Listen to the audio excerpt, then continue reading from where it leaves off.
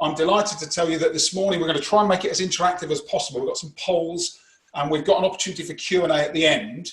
And I'm delighted to say my daughter Grace, who you may be able to see on camera, is running the web. And morning, Grace. That she's going to be running the polls for us this morning, all the technicalities, because I'm a classic man and I can't multitask. So if I tried to do that as well, it would all fall over.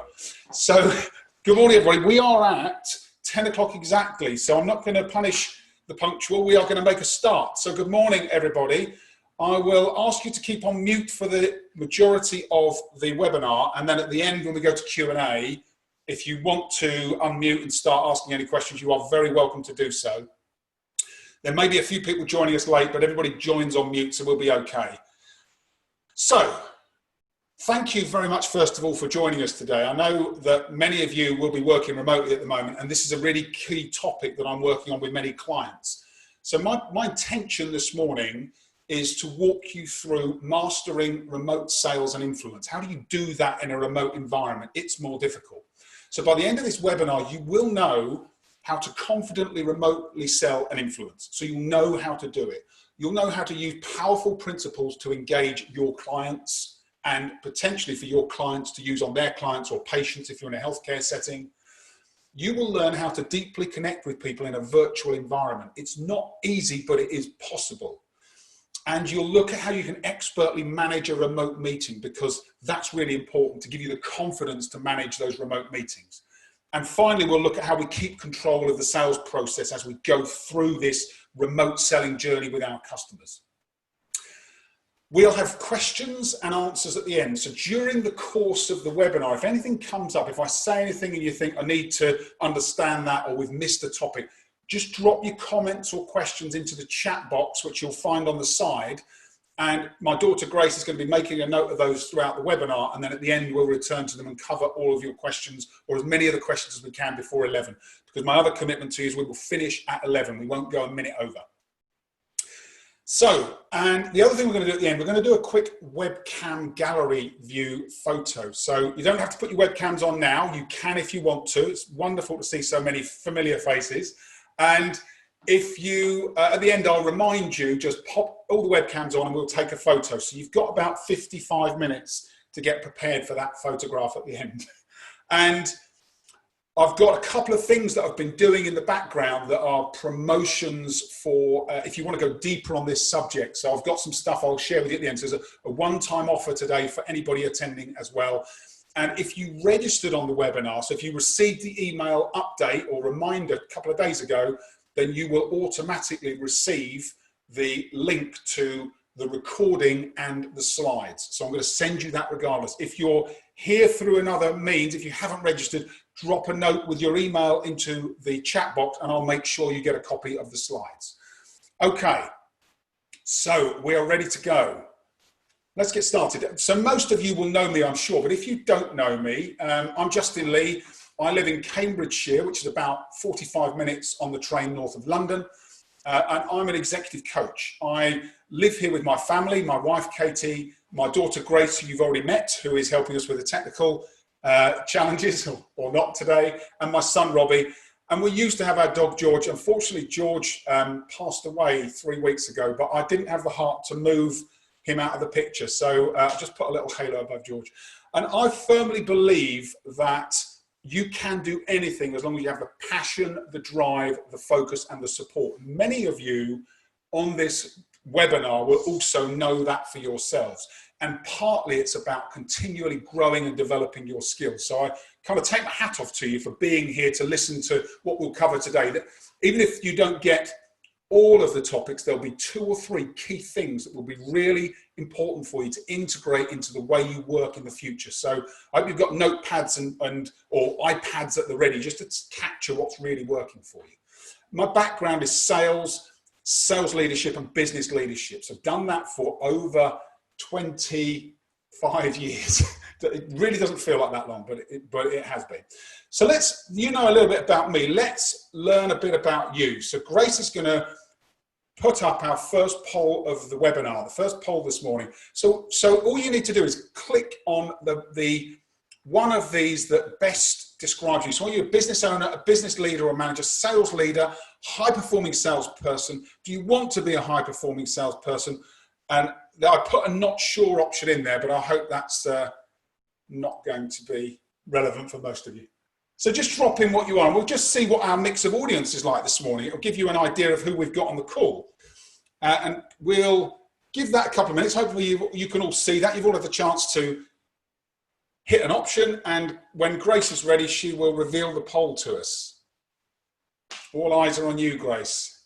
That's why you've turned your camera off. Ah, here we go. So, right, great mix we've got. Nobody is not sure. I'm delighted about that.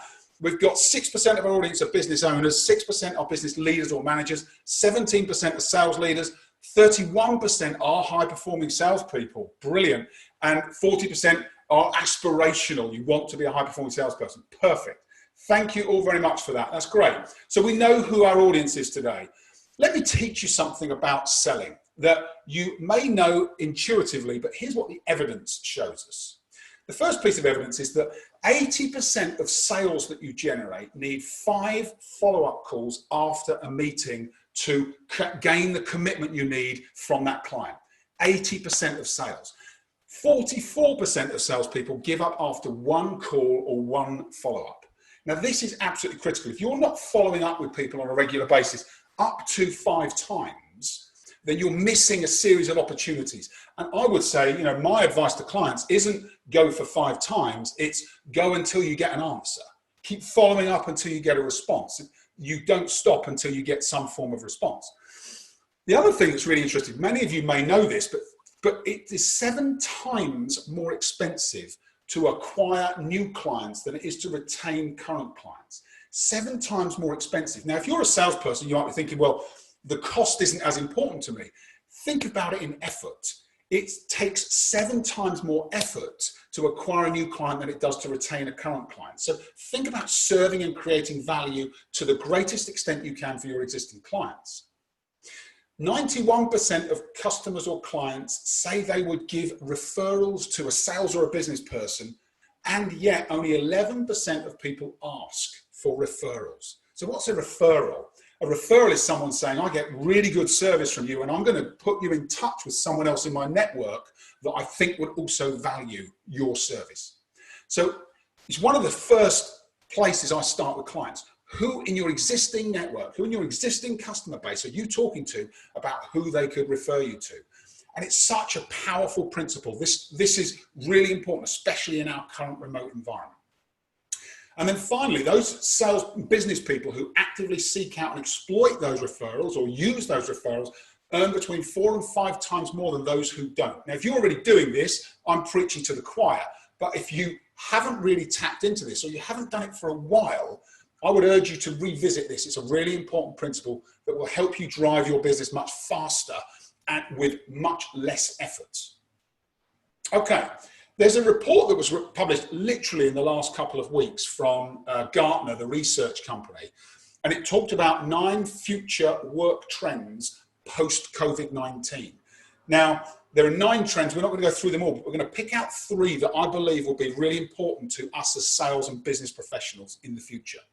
The first is, you know, this is pretty obvious, but there's going to be an increase in remote working, right? We probably all knew that, but here it is in black and white. And what does that mean for your customer, your client? What does it mean for them, for the people they serve? So thinking about the impact on your business and your relationship.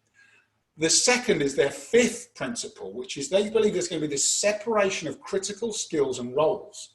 So companies are going to start to change their organizational structure between critical skills on one hand, roles on the other. So what does that mean for the client that you're talking to, the person that makes the decision in the organization that you're selling into? And what might you need to change once that starts to become a factor? And then the third piece is this increase in organizational complexity, which means it's going to be trickier to get to and identify the decision makers or people who are some way involved in deciding whether or not you get their business. So start to think about this as we move forward into a remote selling environment. Not only what does it mean for you, what does it mean for your clients? What's the impact on them and how can you help? Okay, now we know that there's a number of touch points it takes to engage a new customer, and we're always looking to grow our business and engage with new customers. So, recent research by this company, Tangible Words, they're an inbound marketing consultancy, did a really in-depth study in how touch points have increased, the number of touch points needed to get a new customer.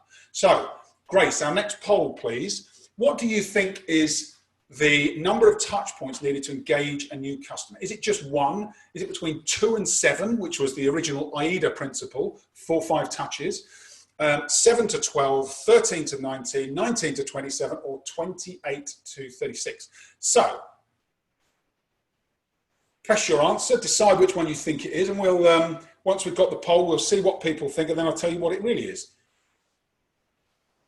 So, how are we doing with those answers, Grace? I'm seeing some really familiar faces on this call. It's great to see some of these people that I've not seen for a long time. Thank you for joining, everybody.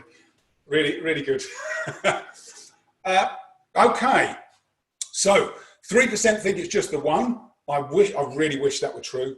I wish that were true more than you realise. 20% think it's between 2 and 7. 40% think it's between 7 and 12. 23% between 13 and 19, 8% then split between 19 and 27 and 28 and 36. Believe it or not, as we've entered this lockdown period, it has jumped to between 28 and 36. And when I say touch points, I don't mean you have to contact them 28 to 36 times. I mean they have to have had some form of interaction with you, your organization, or your product to take action and be ready to buy, between 28 and 36. So we have to find a way to get over that. So let's talk about the customer journey. What journey does your customer go through, and how do you align the way you operate with that customer journey? So it starts with our funnel. Everyone's seen a traditional kind of sales funnel that goes like this. Well, that's not the reality of our world anymore, and it's not the reality of the world for a while.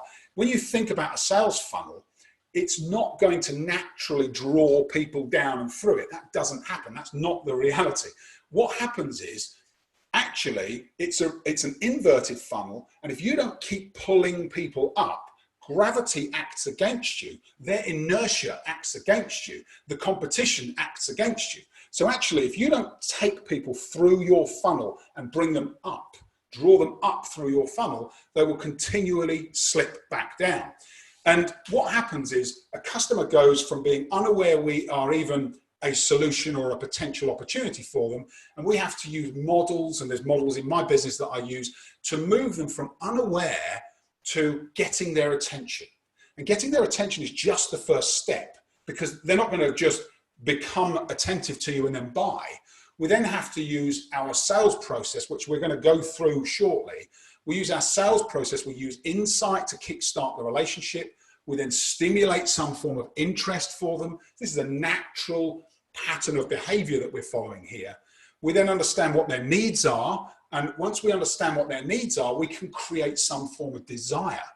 And that desire may enable us to have a conversation about a solution. What's the solution that we offer that works for the customer? After that solution, they may be prepared to take action. After they've taken action, we will then make a firmer proposal. Okay, how do we make this beyond just a single action so that they become a customer? Once they're a customer, we look at what are the immediate things we can do to serve them. How do we create more value? How do we take them beyond that to become a loyal client? And loyal clients are made and created, they're not born. And we do that through reflecting on what we're doing, reflecting on how we can create more value and be more for them. And that will enable us to take customers through this journey. So that's kind of 7-8 step journey that we're going to need to think about 28 to 30 kind of touch points to get them along this journey now, because it's increased.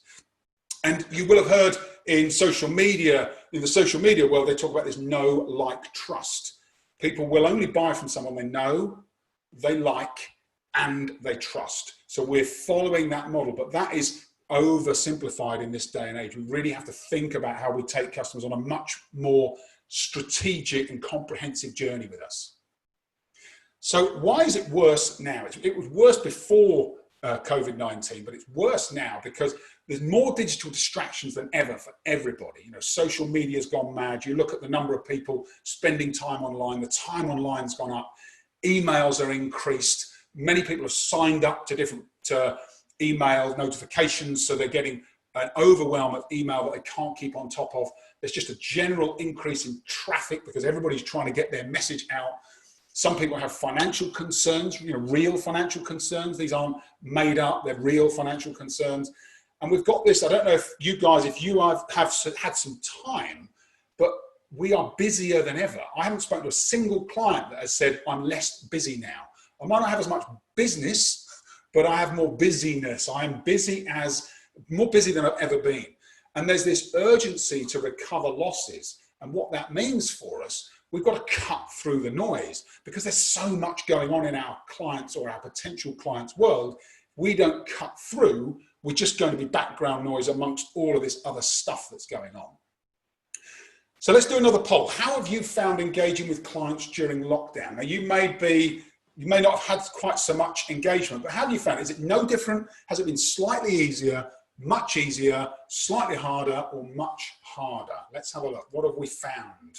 What have you been finding in your own businesses?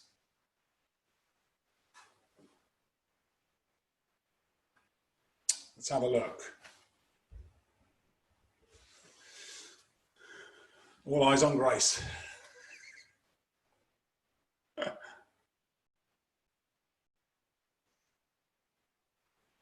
Okay, wow, yes, no surprises. So 5% saying it's no different. 8%, that's a surprise actually, 8% saying slightly easier. Congratulations, that's great. I'd like to talk to you offline about what you're doing. And then nobody saying it's much easier, and that makes sense. But 38% saying slightly harder and 49% saying much harder. And that is the experience of the majority of people. So, you know, don't feel like you're on your own here. It's a difficult period of time. That's why we're here, right? Okay, so think about it now. What could we start to do about this situation? There are 3 things your clients may be overlooking right now. The first is taking care of themselves, okay? We're all wrapped up in everything else that's going on, the post-COVID world, how we're going to sort our business out, what's happening with our teams, all this stuff. And very often, the first thing that goes is us. We forget about ourselves. So they might be feeling drained. They might be feeling worried. They might be feeling overwhelmed. Start to think, as you're re-engaging with them, what can you do to help? What can you do to help them on a personal level, even if it's just a conversation? Secondly, fundamentals. When people get stressed and they feel drained, worried, and overwhelmed, they forget to practice the fundamentals, engaging their own clients or patients, making sure that they've got guidance in place, making sure that instructions are clear, especially in the new world. They forget about helping their teams. They forget about tools and resources that you might be able to offer that help them to get back to the fundamentals of their own business. So don't overlook how powerful that can be for you and for engaging your clients. And thirdly, one of the very early things to go is maintaining connections, communicating, getting support and providing support. Because when you provide support, it's one of the best ways to stay on track. Provide support for other people because through that process, you naturally recognize the support you need for yourself and the strength of a network and their personal growth. So these will be areas, there'll be something in here that your existing clients, every one of your existing clients is currently overlooking. So think about how you might be able to bring that up as an opportunity to help. The other thing that's important, and many of you will know this, is the power of the peer. So when we talk about what other people are doing, we talk about other customers, other businesses, other clients getting value from what we offer. It's a really powerful way of saying to somebody, here's what can happen, rather than saying, I'd like to do this or I've got this for you. Talking about other customers getting value.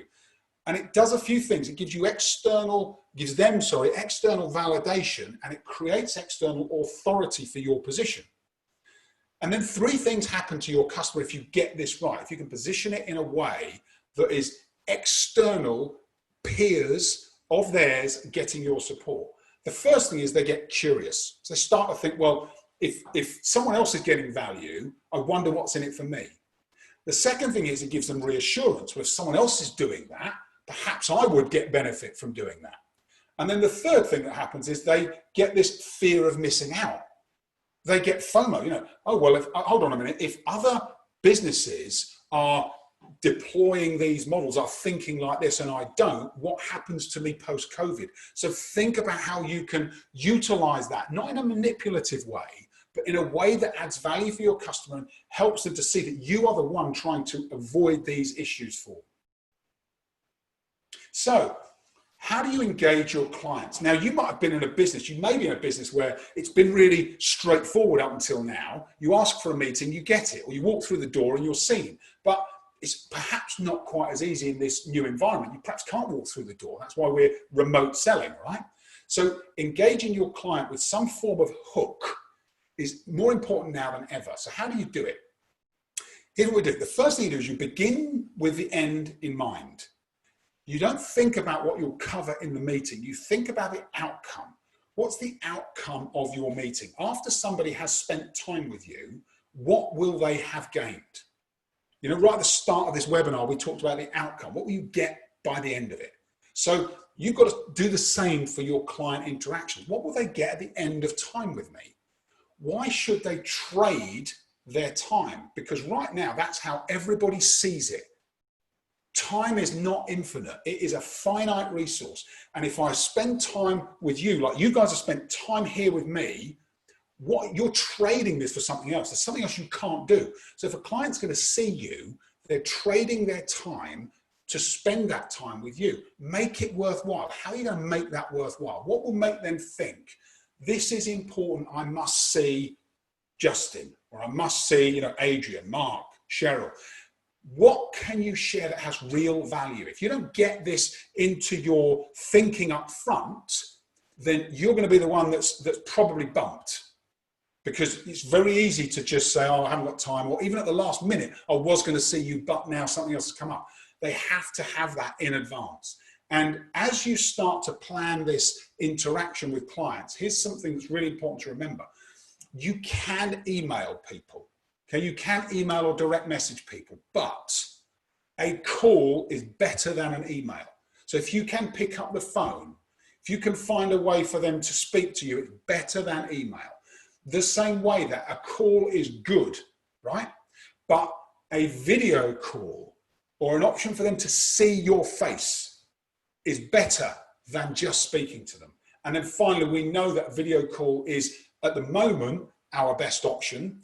But actually getting out there, getting face-to-face with people, shaking hands, being able to interact physically is optimal. It isn't possible in all situations at the moment. But think about this hierarchy. Don't just send an email. Don't just make a call. If you can get people on a video call, make sure you get them on the video call, and we'll talk about why that's important. So thinking about your current sales process, the things you're learning now, the things that you're experiencing. Grace, next poll, please. What's your biggest challenge? Well, that was quick, thank you. What's your biggest challenge in your own sales process in your business today?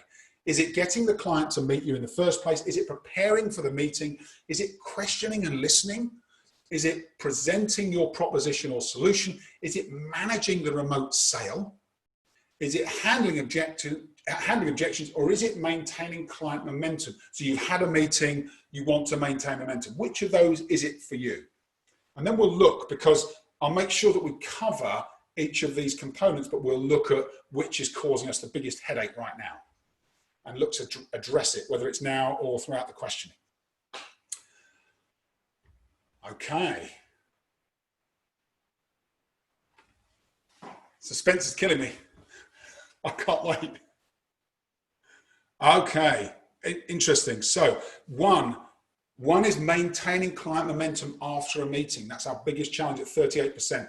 Next is getting the client to meet with me at 28%. Okay, thank you.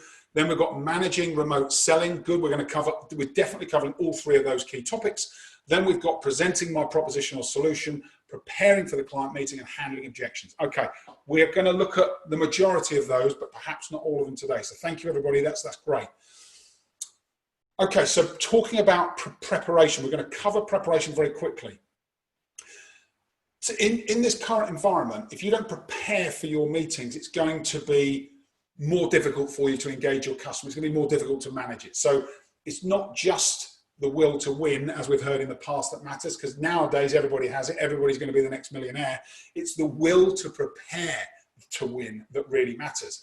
And I teach this really simple framework. If you're going into a client meeting, it's a strategic meeting, you want to get it right, there are 4 factors to consider. There's your client and what's going on for them internally, and there's your client and what's going on for them externally. Then there is you and what happens internally for you, and there's you and what happens externally for you. So here's how it works. When it comes to your client, you think about the company or professional information about them. So you do a bit of research on them. Then you look at the market, what's happening broader, what's happening externally for them. Then you go to thinking about yourself, managing yourself, your process, the principles, the resources, the tools, the assets you might use. And then finally, you think about external validation. How do I present something to my client in a way that isn't me saying I'm great and my company does X, Y, and Z? It's an external validation, a testimonial, referrals, results from other people. It makes such a difference when you can think in these 4 sections. So before you prepare to go back out to your clients, just take some time, draw 4 boxes, put 4 or 5 key points in each of these boxes, and then start to use that in your approach going forward. It will really help get clarity over the message you take to your clients. The other thing to consider is your clients, you know this already, right? You know this, your clients are people. They're not organizations, they are people.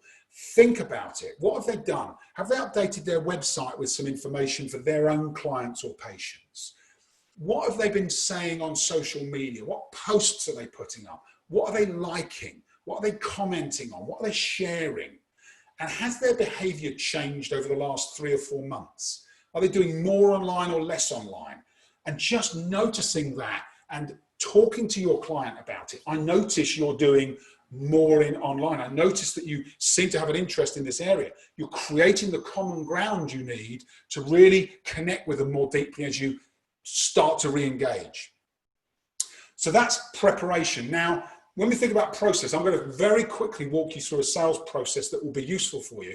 And this guy was the godfather of automotive manufacturing. He was an absolute genius when it came to process. William Edwards Deming. He said, if you can't describe what you're doing as a process, you don't know what you're doing.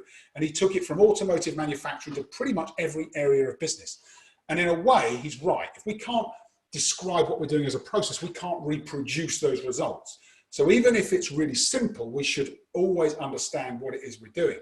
So let me give you an example of an option for you in the sales process. This is the Inspire sales system. We start with the relationship with the client. We're going to talk about rapport shortly, but it starts with the I of it Inspire. So it's a mnemonic. The I is insight and impact. So we've already started to talk about that. What's going on for your client? What's happening in their world? What's happening in the market? How do I create something that is really useful information, and I use that insight to deliver it to the client with impact. So it creates a positive impact for them. Now, when you do that, it kickstarts your sales process.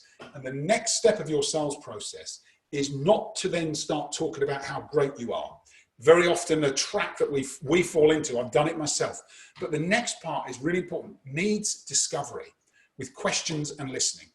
Then you talk about your solution, but you do it in a way that's a discussion. Because nobody likes to be pitched at, right? Unless they attend a webinar.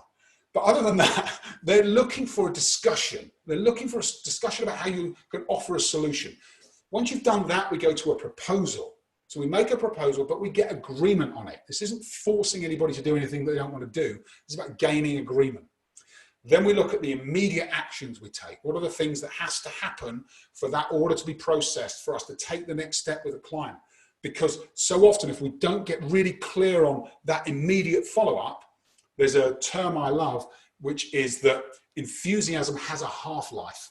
People get really whipped up in the moment, and then you walk out the door, they see, the next client or the person coming to them, or a patient if they're in healthcare, and before you know it, 10 minutes has gone by and you're a distant memory. So you have to get this immediate action and gain commitment. And then what I teach is that we reflect at that point. And this is about how do we get better and better, what went well, what did we learn, what should we change as we go forward, and the model and the cycle then continues. But today we're going to look at 3 areas. We're going to look at rapport and how we do that online. We're going to look at insight and impact, and we're going to look at needs discovery, because these are the 3 parts of the process that will really kickstart your sales right now when you need it. So we know what rapport is, but what is rapport? Rapport is the ability to relate to others in a way that creates a level of trust and understanding, and it's the foundation for a positive relationship, right? So they're the words, we know that. But what it really means is that we won't buy from people we don't like. So we have to be likable. Rapport is likability. And what's really important with rapport is that in sales interactions, what it enables is you as a salesperson with your client to unconsciously gain agreement and acceptance. And I'm going to come back to that word unconsciously shortly. But it's critical for engagement, influence, commitment, challenge. Sometimes you need to challenge our customers, right? If we're in a negotiation, we might need to challenge them. And it's also critical for high performance. And if you think about yourselves, if you're, those of you who are in leadership positions, your teams don't perform for a leader that they don't like. They won't give their best efforts for somebody they don't like or respect, because rapport is a fundamental part of that. So let's think about how we communicate. This, you may have seen this model. If you haven't, this will help.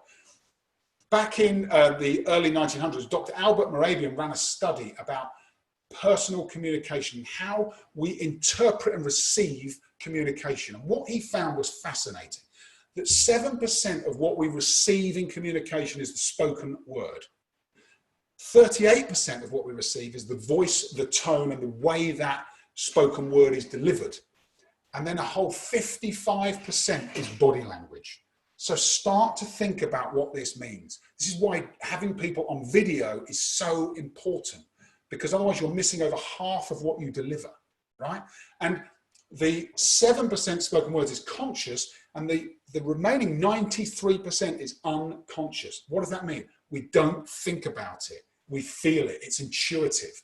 So if you're not thinking about the way you deliver the word, if you're not passionate about what you do, if you're not giving the opportunity to see you in action, then you're missing out on this huge unconscious connection for your client. Really, really important that we get this.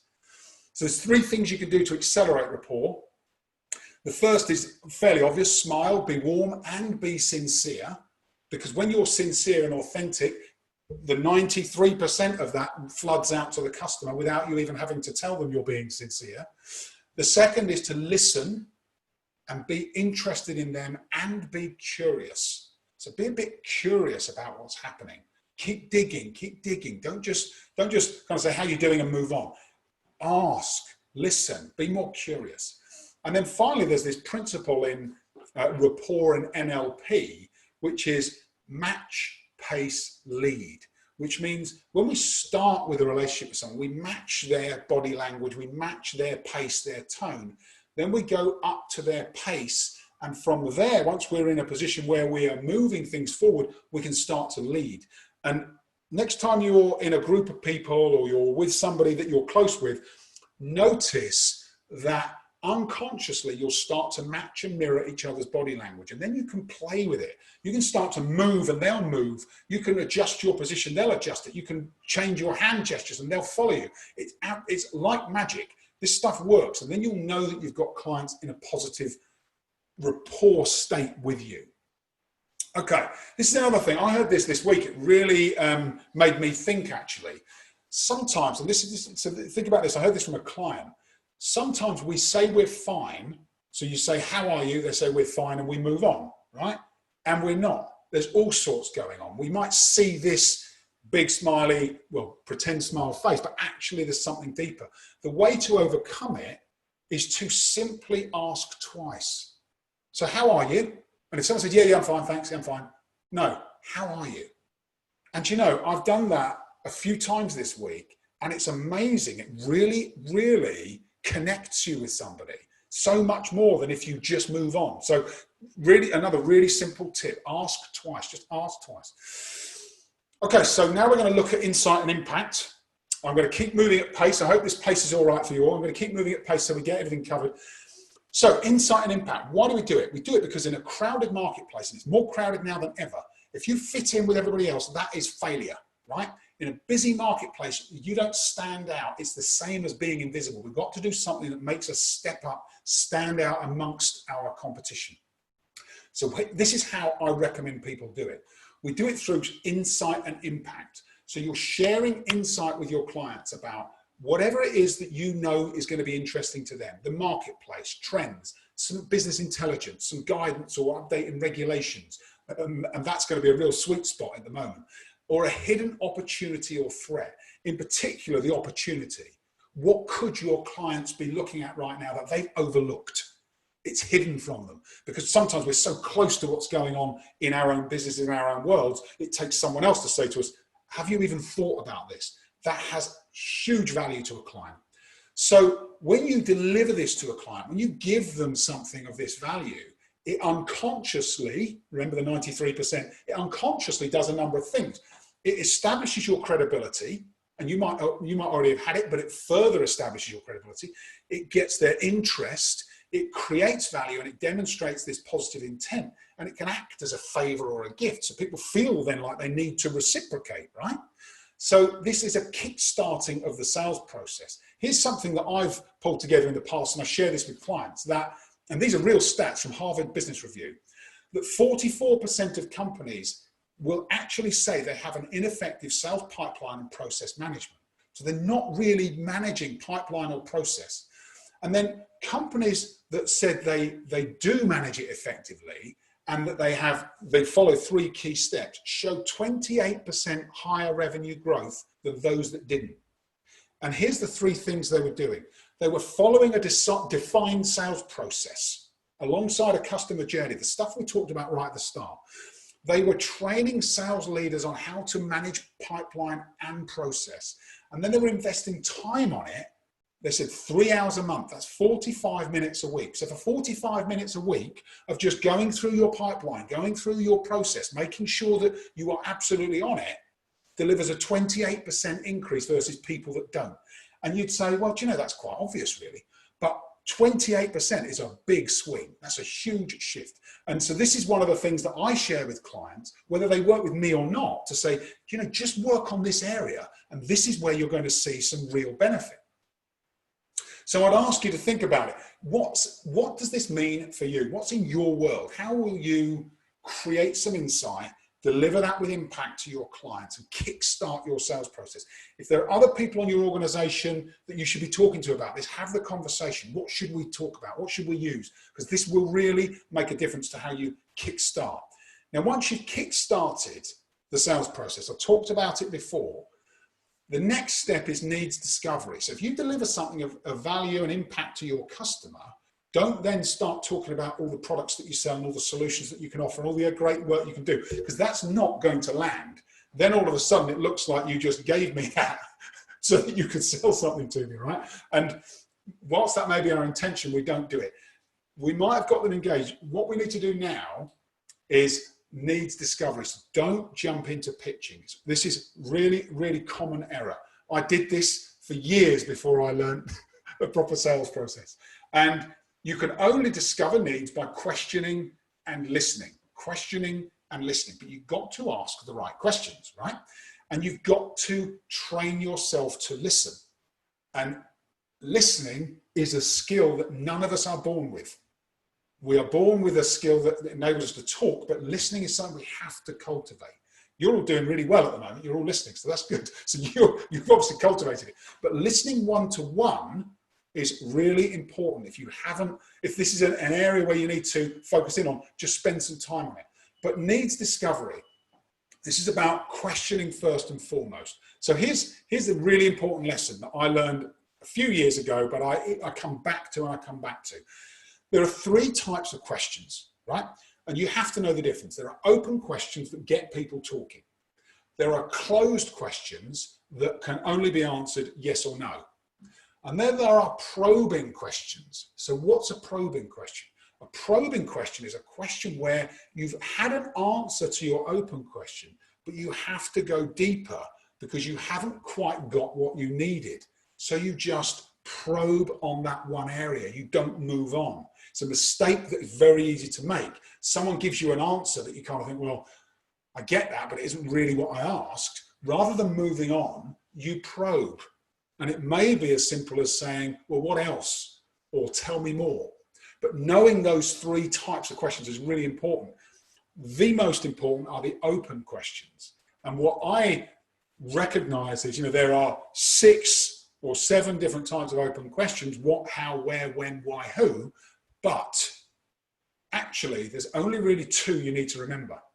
And those 2 are what and how. So when you're in a situation where you think, right, I need to get this person talking, what's the best question? That's a great question to ask yourself, by the way. What's the best question? Then if you say the words what or how, it will get you to finish that question, and it will naturally be open. And this is something I've practiced for years. I just have implanted what or how. So I'll start with, so what is the best way for us to continue? Or what are you thinking about right now? Or what's really important to you? Or how are you going to make a decision on this? Or how can I help in the best way possible? Whatever it is for you, what or how will get people talking in a way that no other question will.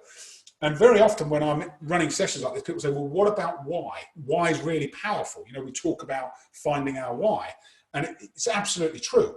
But the problem with why is that it triggers an emotional response in almost all of us. Because for so many years we were asked why in a negative way, whether that be by parents, teachers, or adult role models that say, why did you do that? So we don't even realize it, but it triggers us. So there is a way to use why that works. And the way to use why that works is when you use it in reverse.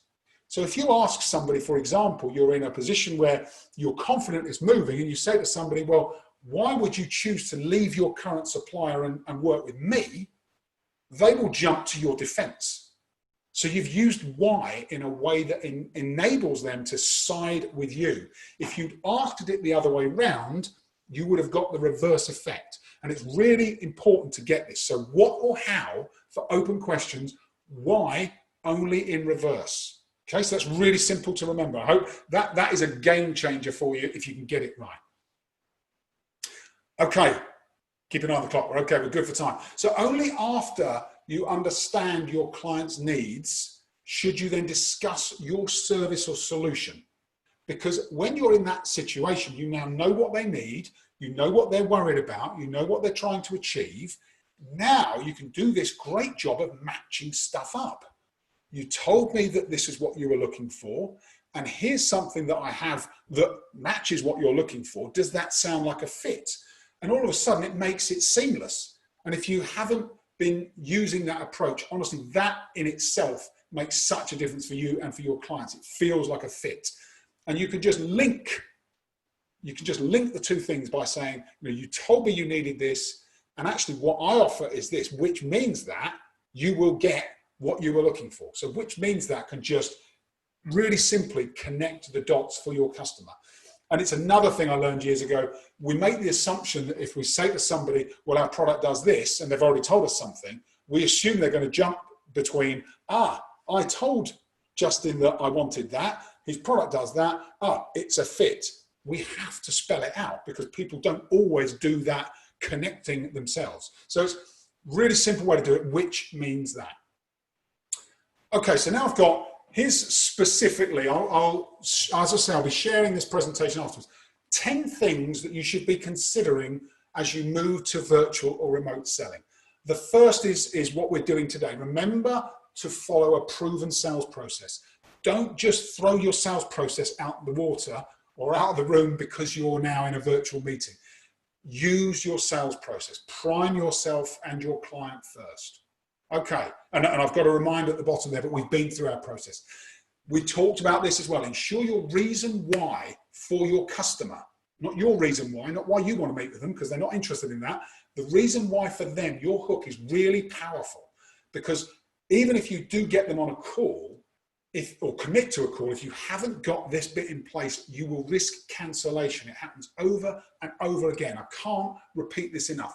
And even when you have got it, make sure they know what it is. Almost get them to recognize it for themselves. And the best way to do that is to send an agenda and an invitation, a meeting invitation, even if it's just 15-minute catch up with somebody. Put it in the diary, send it as an electronic meeting invitation.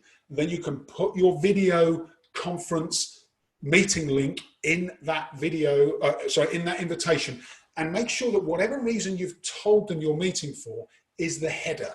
Don't then just put catch up with Justin. Put in the header exactly what you've said you're going to do for them. And once you've confirmed, you can then send that, and the day before you can send a reminder just by clicking on it and sending a meeting or a note to that meeting attendee. Remember, we talked earlier, video call is better than phone. And one of the things that I hear from people is, oh, well, I was on the call, they didn't turn their camera on, so I didn't either. Don't do that. Don't fall for that. What you need to do is put your camera on anyway. Even if they don't have theirs on, put yours on, because then you can talk to them, you can build this rapport, you can use the 93% of your unconscious communication mix. Make sure that, and this is kind of basic stuff, but turn off all notifications, practice using the platform before, maybe get on a call with a friend or a family member or a colleague or a peer. Just make sure that you can do it all. Turn your phone on silent, do all that stuff that you know could trip you up in a meeting invitation. Okay, turn the doorbell off if you need to. All the stuff that you know is going to help you get confident and prepared. Okay, 6, get in early. Get in early to the meeting. So if your meeting's at 10 o'clock, be in at 5 or 10 to. And remember that your customer or your client is coming to you. So if you normally go to them on a virtual meeting, for them it will feel like they've come to you. So it's really important that you recognize that and that you control the setting. So not only are you in there early, but you welcome them. You restate the agenda. You say, by the end of it, I'd like to do this. And you are the driver of the meeting. Because if you don't, it feels like a really bad experience for them and you won't get what you need. 7, you may notice this throughout the webinar. I have a video cam here. My slides are there and you guys are over here, but I continually return to the camera. And I've had to train myself to do this. You'll notice that for most people, they're here because they're looking at the screen. You need to look at the camera because looking at the camera makes eye contact. So that's really simple, but such a powerful difference. If you do that, you will really connect deeply with your client, especially in situations where they're thinking or they're talking and you're looking at the camera. It's like being in person with you, but it's a huge differentiator. 8, we talked about this in the model. Start with rapport. Get them engaged, get them interested, get their kind of juices flowing before you start selling. And it may be as simple as the 2 questions. How are you? How are you really? Use that opportunity to build rapport. So important to set that as a background to your sales process. And then remember to listen carefully, because when you're on video, you will have noticed this, I'm sure, but sometimes there's a lag. And if you're not listening and creating some space, then you end up tripping over the other person. So knowing that in advance, listen really carefully. We've talked about looking at the camera. Listen deeply as you look at the camera and create some space. So maybe think to yourself, I'm going to allow 1 or 2 seconds in between them finishing and me speaking. And if you do that, you'll stop this constant tripping up that people seem to find a problem in video remote selling. So just prepare in advance and get yourself ready to do that. And then finally, we had quite a few people saying that getting commitment and following up was one of the challenges. At the end of that conversation, make sure you summarize what's been said. You summarize the actions and you confirm the actions and say to your customer, have I got everything? Are you okay with this? Are we okay to pursue this, proceed? And you'll notice my questions are closed at that point. I'm not interested in opening it up to a long conversation now. We're confirming, have I got everything? Are you okay if we proceed? And I'm just going to check that this is what we're going to do. Is that okay? These are the next steps. You're in control. This is your sales process. If you can get the next steps confirmed and agreed in that meeting, that's the time to keep control of your future sales process, not a week down the line when you can't get the customer to return your call. Get it all agreed there and then. That's the key to maintaining that momentum in the process. So here's the 10. You'll get this as a document already so that you can refer back to it. Final piece here is about controlling the sale and keeping your hands on the wheel. Here's an analogy that I think works really well. If you think about your sales process and the people in your sales process as being two front seats of the car, there's you and there's the client, okay? At any point, only one person can have their hands on the wheel. And if at any point during your process you haven't booked the next step, or you haven't been really clear over the actions that you're both going to take, by when, and then book it, then you've just handed the wheel over to your client. And then you're a passenger in the sales process. And if you can get this firmly fixed in your mind, have I got my hands on the wheel of every client and customer conversation and every sales process I'm in? And if you haven't, it's time to regain the wheel and keep hold of it. And this isn't a controlling thing. This is about making sure that you get the progress you need for you and for your client. Okay. So we are 10-2. Wow. Please tell us what you're going to do next. Here's our last poll of the webinar. What will you do next? I'll apply some of the principles I've learned. I'll share this with other people in my organization. I will consider what I've learned. I will get help to apply this, or I'm not sure yet. What do we think? So just click your choice, press submit. Let's see what we've come up with. I'm hoping there's one in there. I hope we don't get any answers to, but we'll see.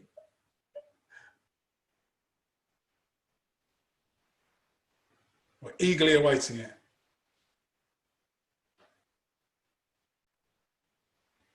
Here it is. Right. Okay, good. Thank you. 68%. I'll apply some of the principles I've learned. Excellent. 20%. I'll share this with other people in my organization. And 15%. I'll get help to apply this. Perfect. Perfect. And if I can help, please feel free to reach out. I'm delighted. Nobody's saying they're considering it and nobody's not sure. Fabulous. I would expect no less of this audience. Thank you all very much. That's great. Okay, so here's a couple of things I would like to share with you with your permission. If you'd like to go faster and further, there are a couple of options. I do a lot of private consulting and coaching, but other than that, there's a couple of options. So I'll share those with your permission. Yeah, everybody's nodding. Thank you. I'm imagining you nodding. Okay, the first is that I've developed, during lockdown, I've been working on an online sales mastery program. So I do 3- and 4-day events with customers and large business teams, and I've pulled that into an online program. It's 28 core modules and a total of 38 modules. Yes, it's been an absolute marathon, but it's my best content online. So what is it? 12-month program subscription. So you get 12 months access to the program. You get 12 monthly live Zoom mastermind groups. Now, I'm not going to do this for everybody that enrolls, but the first 100 people will get access to that group. I'm going to do a daily, it launches 1st of July, by the way, so we're not live yet. I'm going to do a daily email video accountability series. So I've recorded a series of videos that will receive in your inbox each day to keep you on track and move you forward. You'll get an invitation to a private Facebook group, which will include a weekly live. I'll invite you to a private WhatsApp group, which I think we have a maximum of about 200 people. And I've got an ebook that I've written. Believe it or not, I've written a book. And you can have that as well. And I reckon it's probably about £3,500. I was going to charge this to an organisation, so this is £3,500 worth of value per person. The program is $495. You can do a couple of things. You could either check it out, which is the link there on the bottom right. This will be in the presentation you get. Or if you're interested and you want to have a conversation, click yes in the chat, drop your email behind it, and I'll make contact and we'll have a conversation. But it's $495 plus VAT. Obviously, that's a business expense. So those of you in business, you can write that off against your this year's profits. So that's one option. Second option, I'm doing a 1-day sales intensive workshop with this lady called Natalie Sabrina Dahl from Switzerland.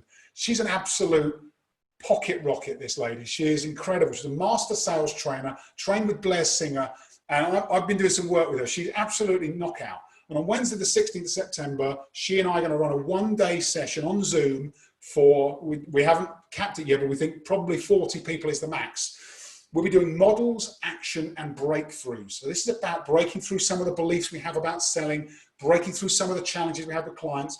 We've got access to breakout rooms, accountability groups, live client calls. So she gets people calling clients while we're in the sessions, trying out some of the models. It's really good fun. So if you're interested in that, type me in the chat with your email and I'll make sure that you get some more details. And there's an early bird pricing before we go live. This is the first time anybody's seen this. We're literally booking it this week. 295 ex VAT per delegate. So if either of those of interest to you, let me know and I'll gladly have a conversation with you. I've got some stuff here about clients that you can review at your leisure. And I've also got some of the people I work with that may or may not be of interest to you. And I would love to do a webcam gallery view photo now. So if all of you who aren't on camera wouldn't mind putting your webcams on. Oh, thank you. I've already started to see some people coming on. Thank you, everybody. And I'm going to just tee mine up. Oh, yes, brilliant. Thank you. Let me just... So I'm going to give you a count to 3 so you get a chance to smile. And if anybody else, I see some people are closing blinds to make sure the light's right. Just going to give you a second. You all look absolutely wonderful, by the way. So 3, 2, 1. Oh, fantastic. Wow, what a beautiful bunch. You are absolutely stunning. Thank you all very much. Right, okay. So we are at 5:02. We've got 5 minutes for questions. Sorry, I was hoping we'd have a bit longer, but hopefully you don't mind. So Grace is going to be sending me in the chat some questions. I've just got to find it. Right, okay, more chat. Here we go. 3, okay. Okay, I can see how many people are. Yeah, okay, good. I declined a meeting with my manager this morning so I could attend this webinar. Mia. Oh, I'm so excited. Brilliant webinar. Thank you, Justin. Great. Oh, Mia, thank you very much. No questions from anybody. Excellent. That means I answered everything you possibly could have asked, right? Ah, Leigh Chan.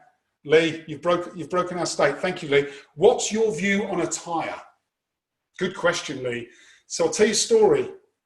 I went, when I was at 3M, I was managing an IT accessories business and I went for a strategic meeting with Apple UK. And I went to London and I was in Covent Garden and the door to Apple is behind the Apple store in Covent Garden. And it's this tiny little alleyway. You would never know it was Apple's headquarters. It's all fully automated and I went in a suit. I thought I looked brilliant. And everybody in the building was in shorts, flip-flops and T-shirts. And I had this meeting in a business suit with all these people in shorts, T-shirts and flip-flops. What I would say to that question, Leigh, is match your client. Whatever your client's business attire is, match the client. Because I have clients I work with who are suited and booted. That's fine, you know, and I have clients who, I mean, as a client I'm going to tomorrow to run a session and they will all be in shorts, T-shirts and flip-flops, and so will I, because that's how they work. They work in that sort of environment. They're quite a modern company. So I hope that answers your question. Whatever it is your client does, match your client. Okay, thanks, Leigh. Kate, how would you encourage a video meeting over a phone call? Guessing they may be as reluctant as me. So I would say, Kate, you could even offer them to teach them a few tricks on camera. So I'll teach you a few principles that might be useful for you on video and think about it from their point of view. They might be engaging with clients. So you could teach them the importance of getting used to being on camera. So that's how I do it in a way that shows a benefit for them to doing it, not kind of says, oh, would you like to get on camera? Think about how you can use it for their benefit. 2 minutes to go. What's your view on using tactical empathy? Yes. You should. I think it's great. Tactical empathy. Yeah, you should definitely meet your customer where they are. You should definitely empathize with them. You should definitely show that you understand. And, you know, if you do this enough, it goes beyond tactical empathy. It becomes real empathy, right? That's where we get to. Okay. Abdullah, I found emailing telling the client that you're going to call, then calling gave better results. What are your thoughts on this versus cold calling? Absolutely. Yes, agreed. So giving people notification that you're going to call, getting their permission to call. There's something that, that Natalie has taught me, and this is on social media and on direct messages, really simple principle. Short statement, one single question. Short statement, one single question. The response rate increase is phenomenal. If you just say, you know, here's a statement that may be about, you know, how you find, you know, what's happening in the current environment. There's a couple of things going on. How is it for you? One question, really simple, punchy question, really powerful in getting people to engage.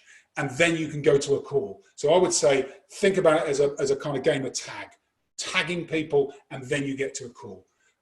Okay. Tim, I'll be breaking my piggy bank to sign up. Thank you, Tim. Love it. Leigh, thank you. So we remember the newsreader who had the kids running around in the background. I'm no longer precious when it comes. Brilliant. Lovely. Thank you. Guys, I think we've covered everything. Should you record any video meetings with approval? Missed this one from Paul. Yes. Should you record any video meetings? Only if you get approval. I sometimes will record a client session, but I'll absolutely get their approval. So yes, if you can record it, it can be really powerful for people to play back as well. Guys, we are at 1 minute to 11. We are finishing now. I'd just like to say thank you all so much for dialing in and for the questions and the engagement. For those of you who have typed into the comments, I'll be in touch. I'll follow up with the extra slide deck and the recording of the video for you to watch as well. Have a wonderful day. Enjoy the weekend when you get there, and I'll see you all soon. Thank you all very much again. Take care. Thanks, everyone. See you soon.